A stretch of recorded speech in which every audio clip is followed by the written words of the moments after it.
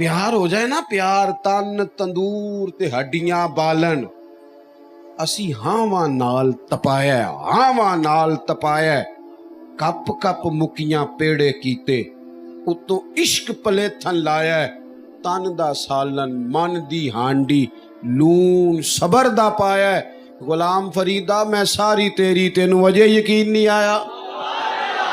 جب نا محبت دیکھیں نا، حضور علیہ السلام تشریف لے گئے، حضرت ابو ایوب انصاری کے گھر کو محبوب نے عزت بخشی، 2 پورشن ہیں ان کے گھر کے، عرض کی حضور جو آپ قبول فرمائے۔ محبوب نے فرمایا یہ نیچے رہنا میرے لیے بہتر ہے، نچلے پورشن پہ لوگوں نے آنے جانا ہے، ذرا آسانی ہوگی۔ حضرت ابو ایوب انصاری اپنے بچے لے کے چھت پہ چلے گئے، سادی سی بات، یہاں مسجد کی چھت پہ کتنے لوگ بیٹھے ہیں، چلے جاتے ہیں، کوئی حرج نہیں، اوپر چلے گئے۔ اگر اس کا حکم ہوتا اس ادب کا تو یہ پہلے بات طے ہو جاتی، لیکن محبت نہ رستہ خود بناتی ہے، محبت اظہار کے طریقے خود بناتی ہے، خود اختیار کرتی ہے۔ ہمیں بس یہ محسوس کرنا ہے کہ ہمارے دلوں میں نبی کریم علیہ السلام کا پیار کتنا ہے، اور پھر ہم نے اس کے تقاضوں کو سمجھنا ہے۔ حضرت ابو ایوب کہتے ہیں میں چھت پہ چلا گیا، رات کو سویا ہوا تھا، سونے تک بات اور تھی، میں اٹھا کسی طبی ضرورت کے لیے، اور جب میں اپنی چھت پہ چل رہا تھا تو اچانک میرے دل میں خیال آیا، ابو ایوب کہیں ایسا نہ ہو کہ چھت پہ وہاں تیرے قدم آ جائیں جہاں نیچے حضور تشریف فرما، اے پائے نظر ہوش میں آ، یہ کوب نبی ہے، آنکھوں سے بھی چلنا یہاں بے ادبی ہے۔ اور امام فرمانے لگے حرم کی زمین اور قدم رکھ کے چلنا، حرم کی زمین اور یہ ذرا اس طرح دیکھیں ذرا، حرم کی زمین اور قدم رکھ کے چلنا، قدم رکھ کے چلنا، ارے سر کا موقع ہے ہو جانے والا، ارے سر کا موقع ہے، مدینے کے خطے خدا تجھ کو رکھے غریبوں فقیروں کے ٹھہرانے والے۔ آپ فرماتے میں تو تڑپ گیا، فوراً نیچے نہیں آئے، کہتے اب حضور کو بیدار کرنا رات کے وقت یہ بھی مناسب نہیں، میں نا اپنے گھر کی دیوار کی ساتھ لگ کے، چھت پہ دیوار کے ساتھ لگ کے ساری رات بیٹھا رہا، ساری رات روتا رہا۔ صبح نیچے آ کے عرض کی حضور کرم نوازی فرمائے، میرے لیے اوپر رہنا میرے بس کی بات نہیں، محبوب تو دلوں کا حال جانتے ہیں نا، کیفیات جانتے ہیں نا۔ حضور فرمانے لگے میں سمجھ گیا ہوں، تو بچے لے کے نیچے آ جا اور میں اوپر چلا جاتا ہوں۔ اپنی نا اس کیفیت کا پتہ کرے۔ میرے دوستو، ہم بڑی چیزوں سے پیار کرتے، بزدل ہیں، مانتے بھی نہیں مانتے۔ ڈھیر سارے لوگوں کو پیسوں سے پیار ہے، نہ مانے، میں تو پہلے کہہ چکا ہوں نہیں مانتے۔ میں بڑے ایسے لوگوں کو جانتا ہوں کہ جن کے پاس پیسے نہ ہوں تو وہ بیمار سے لگتے، صحت اچھی نہیں لگتی۔ اور اگر تسی کیوں ہسدے ہو، میں کو تھوڑی گل کیتی ہے، میں نے تو کسے باشد پتہ نہیں کس کی ہے، آپ کیوں ہنس رہے ہیں بھائی؟ کچھ لوگ ایسے ہیں جن کو پیار ہوتا ہے پیسوں سے، وہ آ جائیں تو صحت ٹھیک ہے، نہ آئے تو طبیعت ہے۔ کچھ لوگوں کو نا شہرت سے پیار ہوتا ہے، آپ تھوڑی سی تعریف کر دیں جو مرضی کرا لیں، مزاج ہوتا ہے۔ اور حضرت سعدی تو فرماتے ہیں لکڑی کو گھن کھاتی ہے، بڑے لوگوں کو خوشامد کھا جاتی ہے۔ اکثر قریبی وہ نہیں ہوتے جو لائق زیادہ ہوتے ہیں، زیادہ قریبی وہ ہوتے ہیں جو خوش آمدی۔ اور ہمارے ملک میں تو جس کو اچھی وزارت پہ دیکھو نا، اچھی تگڑی وزارت پہ، سمجھ لو اچھا خوش آمدی تھا، صحیح خوش آمد کرنی آتی تھی، قابو کر گیا۔ ہمیں پیار ہوتا ہے بڑی ساری چیزوں سے، ہمارا دل اس طرف مائل ہوتا ہے، بس نا ہمیں حکم دیا گیا ہے کہ ان ساری محبتوں کو پیچھے کر کے نا میرے محبوب سے محبت کرو۔ تم نبی کریم سے جب محبت کرو گے نا تو بڑی ساری چیز جان چھوٹ جائے گی۔ اعلیٰ حضرت کہتے ہیں اے عشق تیرے صدقے جلنے سے چھٹے سستے، جو آگ بجھا دے گی وہ آگ لگائی ہے، ساری آگ بجھ جائے گی۔ انسان کی نا توجہ ہو جاتی ہے، اس کا ذوق بن جاتا ہے، اس کی طبیعت لگ جاتی ہے، والہانہ پن حضور کے ساتھ، والہانہ پن۔ ایک تو یہ ہے کہ ہم محفل میں حضور کی نعت سنتے ہیں، محفل میں تقریر سنتے ہیں۔ ایک یہ ہو کہ گھر میں بھی کبھی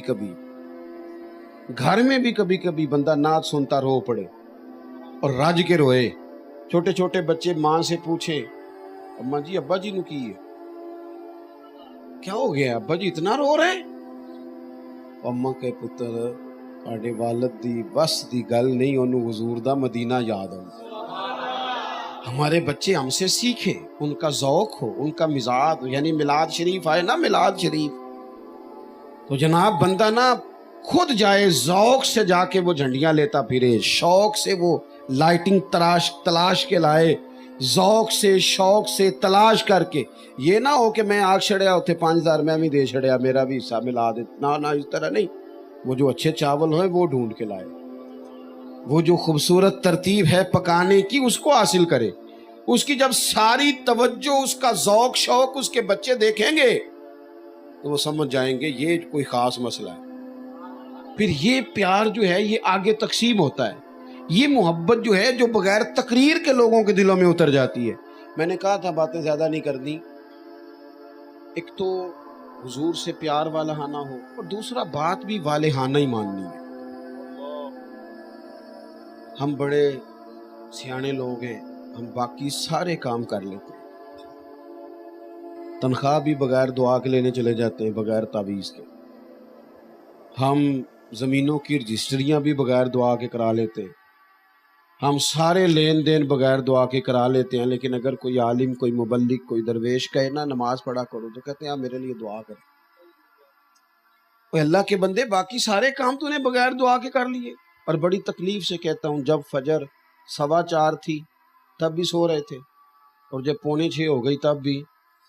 اس وقت سے ہمیں ڈرنا چاہیے کہ جب لوگ 4 گولیاں کھاتے ہیں تو نیند آتی نہیں.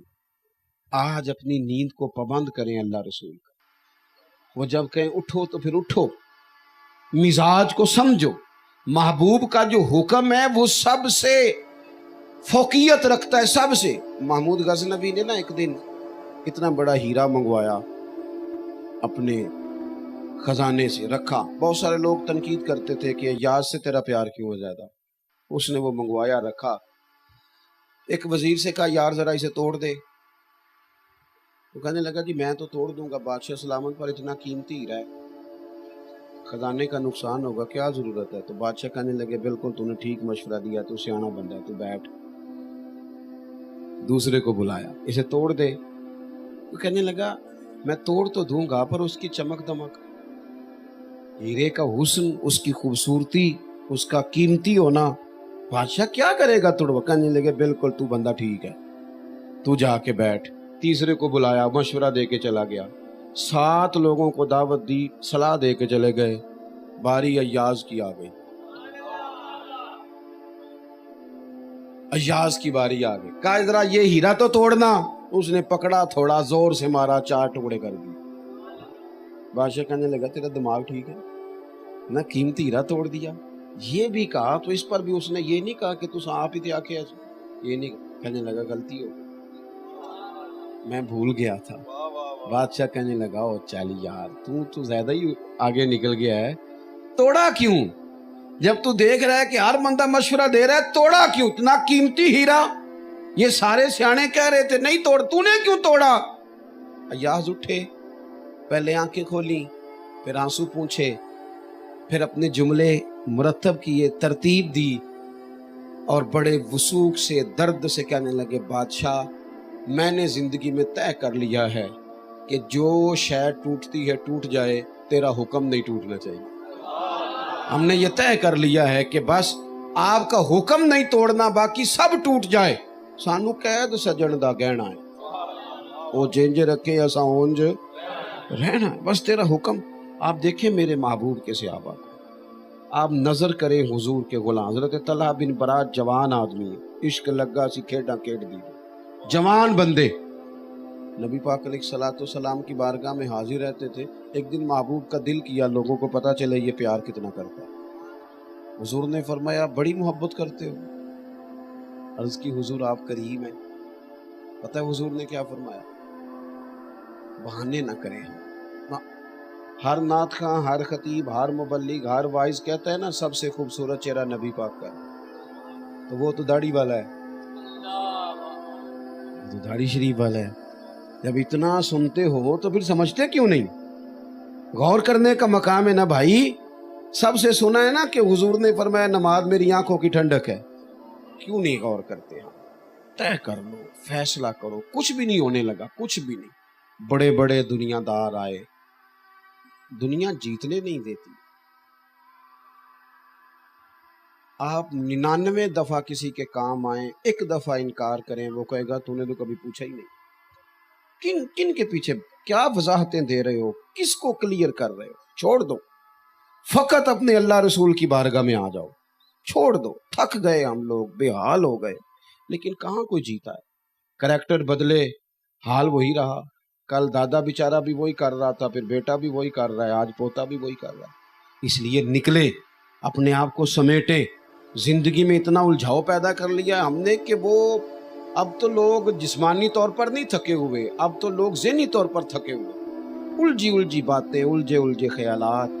میرے اعلیٰ حضرت فرماتے ہیں ٹھوکریں کھاتے پھرو گے ان کے در پہ آ پڑو.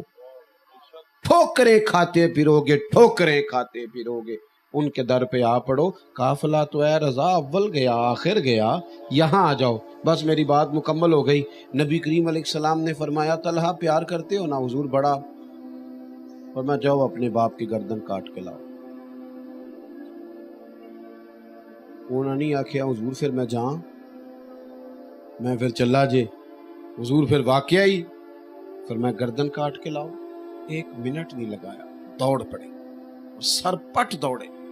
محبوب نے فرمایا جاؤ پکڑ کے لاؤ. انہیں پکڑ کے لایا گیا تو کریم فرمانے لگے بس یہ کچھ چیز ہی دکھانی تھی. فرمایا میں کوئی رشتے توڑنے نہیں آیا، میں تو رشتے جوڑنے کے لیے آیا ہوں.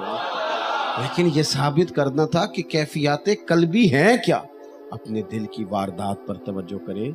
تھوڑا سا نا ماحول، محفلوں میں بھی نعتیں ہونی چاہیے لیکن اکیلے بیٹھ کے بھی نعت پڑھیں.